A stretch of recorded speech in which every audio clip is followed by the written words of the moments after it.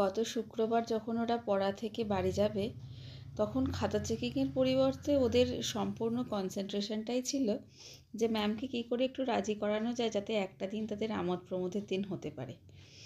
তো অ্যাকর্ডিংলি আমি খুব স্ট্রিক্ট টিচার হওয়া সত্ত্বেও ওদের প্রস্তাবে রাজি হয়ে যাই, কারণ কোনো না কোনো সময় বা কোনো না কোনো জায়গায় আমাদেরও মনে হচ্ছিল বা তাদের আমারও মনে হচ্ছিল যে বছর শেষটা একটু আনন্দ উপভোগ করে কাটানোটাই মনে হয় ভালো।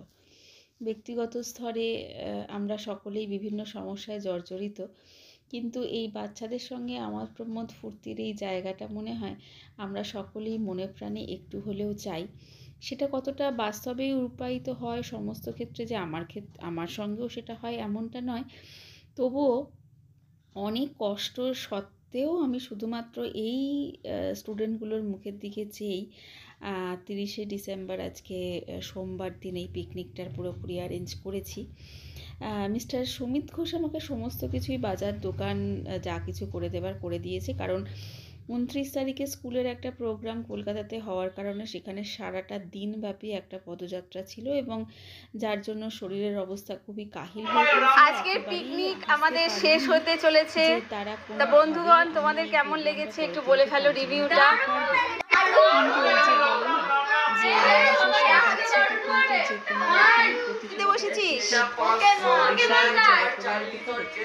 যে যার মাকে আমি ফোন করছি, যে যার বাড়ি যাবি এবারে।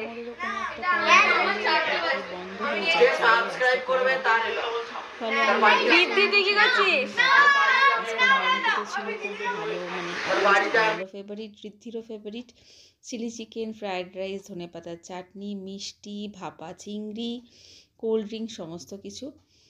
আর হচ্ছে ছেলে মেয়েদের এই একটুখানি বেশি পাওয়া, হয়তো বা এটা অনেকে ভালোভাবে দেখবেন না যে একটা স্টুডেন্ট একটা টিচারের বাড়িতে এসে কেন এরকমভাবে ডান্স করতে পারে, কিন্তু আমার মনে হয় একটু খোলা আকাশ ওদের দিয়ে গেলেও ওরাও আপনার কাছে সমস্তটা বলতে পারবে, কারণ আজকালকার ইয়াং জেনারেশনের কাছে সমস্যাটা অনেক বেশি, তাদের প্রতিকূলতাটা, তাদের চ্যালেঞ্জেসগুলো অনেকটাই বেশি।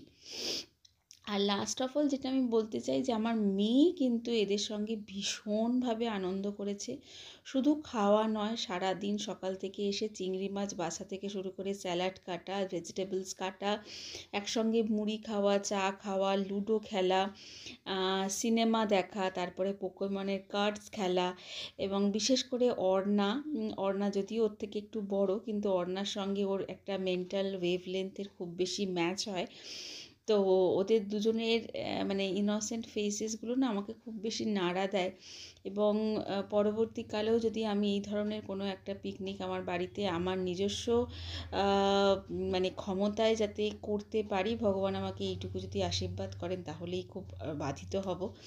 যাই হোক, এখানে আমার বোর্ড এক্সাম স্টুডেন্টসও ছিল, তো তাদের একটা প্রি বোর্ড হয়ে গেছে, আর একটা প্রি বোর্ড হয়তো জানুয়ারি মাস থেকে শুরু হবে, কিন্তু তারাও খুব স্বতঃস্ফূর্তভাবে এই জায়গাতে পার্টিসিপেট করেছে। অনেক সকাল থেকে তারা এসেছে, আমাকে কাজকে অনেকটা হেল্প করেছে।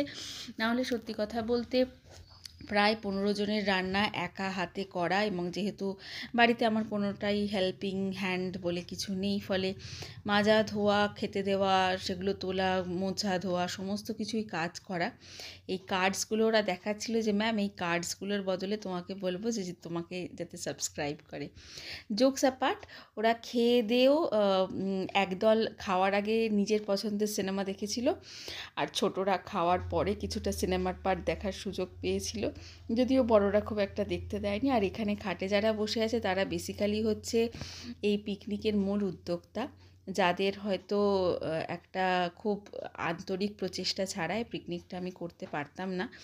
তো এর আগে টিচার্স ডেতে খাইয়েছি বা অন্য কোনো অকেশানে, খাওয়ানোটা আমার কাছে খুব একটা বড় কথা নয়, কিন্তু যে ছেলে মেয়েগুলো সারাদিন এখানে এসে হেসে খেলে কোনো রকম গোমরা মুখ নিয়ে নয় বা কোনো রকম উল্টোপাল্টা আলোচনা করে নয়, শুধুমাত্র নিজেদের মধ্যে একটা নিখাদ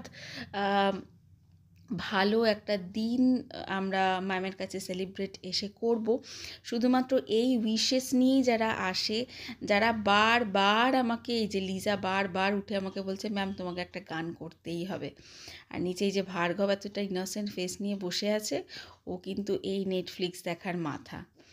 তো যাই হোক, সবাইকে নিয়ে, এবং এখানে শুধুমাত্র যে আমার হায়ার ক্লাসের আছে তা নয়, খুব জুনিয়র ক্লাসেরও ছেলেপুলে রয়েছে।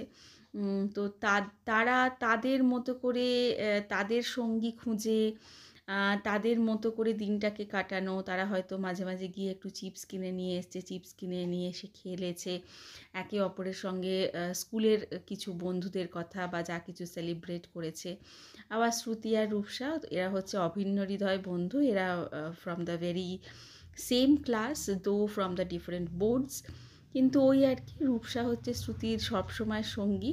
শ্রুতি রূপসাকে ট্রেন করে যে কোন কোন জায়গায় কোন কোন জিনিসটা তোর খামতি আছে, তো সেই জিনিসগুলো হচ্ছে শ্রুতি তাকে ট্রেন করে। তো যাই হোক, আজকে সত্যি কথা বলতে আমার একটা হাড় ভাঙা পরিশ্রম হয়েছে, কারণ মোটামুটি 7টা থেকে উঠে ঘরের সমস্ত কিছু কাজকর্ম আমরা এরা আসার আগে করে নিয়েছি। আর ওইখানে দেখো অর্ণা আর আমার মেয়ে পুরোপুরি দাঁড়িয়ে ব্যাপারটাকে উপভোগ করছে, কিন্তু কোনোভাবেই কাছে আসার সাহস পাচ্ছে না যে এই তো শ্রুতি দিদিকে মা বকবে, বকলেই চিড়ের মুড়িটা দেবে নেড়ে, তখন বেশ হবে অর্ণা, জানিস তো, তুই আর আমি এখানে দাঁড়িয়েই দেখি। আর এইখানে এই যে ঠাকুর আমার সর্বক্ষণ আমাকে সঙ্গী বা সর্বক্ষণ তিনি আমাকে গাইড করছেন বলেই আমি মনে করছি।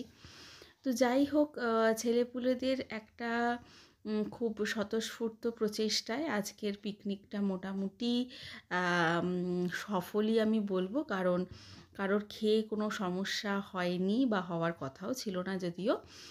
আর তার সঙ্গে সঙ্গে শুধুমাত্র এখানে খাওয়ার জন্য যে ওরা আসেনি, ওরা যে একটা নিখাদ বন্ধুত্বের তাগিদে, কারণ আজকে বাড়িতে সকলেই একা, হয়তো আমরা নিউক্লিয়ার ফ্যামিলিতে বিলং করি বা যাই হোক, ভিডিওটা কেমন লাগলো তোমরা অবশ্যই কমেন্টে জানিও।